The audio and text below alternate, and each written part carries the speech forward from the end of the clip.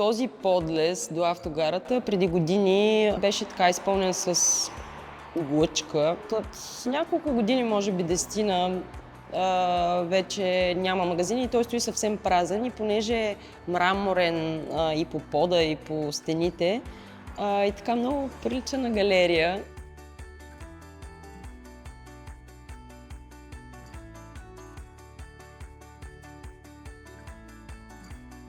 Инсталацията на Невена Екимова решава няколко проблема. От една страна, Елена Цвяткова е собственичка на фабриката, която дари 10 000 консервени кутии на Невена, за да създаде арт-инсталацията. И по този начин тя реши проблема на Елена. Елена има нужда да се отърве от тези кутии. Хигиенистките, които чистят тук подлеза, те много ми се радват и много ме обичат, защото аз реших техния проблем.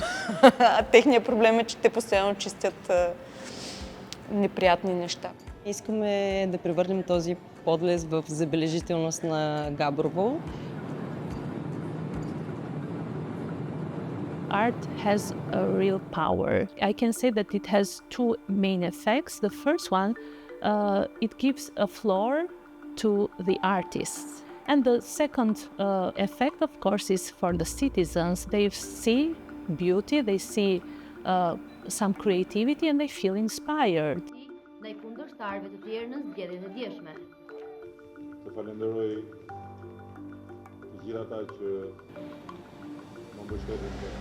That moment was very particular because you could really sense the starting steps of a transitional period, a capital of a country which had an incredible potential to become anything it wanted. There was this program to recolor the whole city.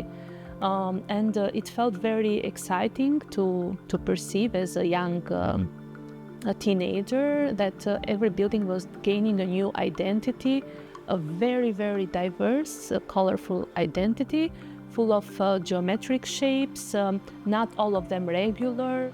What happened with that initiative in the early 2000s was a very positive example how small gestures can change the city.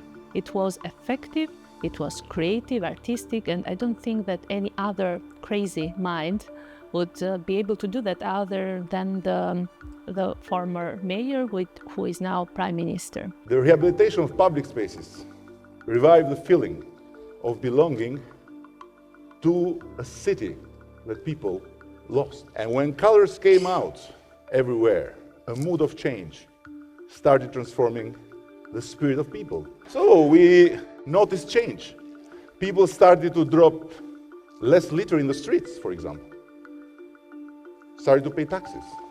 Started to feel something they have forgotten. And beauty was acting as a guardsman where municipal police or the state itself were missing. Каквато да е средата, тя приканва да допринесеш за нея. Ако средата е красива, чиста, ти я пазиш такава. Ако тя е мръсна, смачкана, имаш боклук и се чуеш къде да го изхвърлиш, имаш боклук в ръката си, се огледаш, че наоколо е пълно на земята с боклуци, най-вероятно някой човек така по-лесно би си го изхвърлил. Според теб изкуството може ли да подобри нашата среда, в която живеем? Абсолютно да. Да. Защото то носи тази много основна функция, която събира хората заедно. Складовете, в които пристигнах тези кутии, има поне още около 200 000 кутии. Лично за себе си аз съм си заявила тази отговорност, че ако мога да помогна на изкуството, бих си потърсила още между 3 и 5 артиста, които да ползват този материал.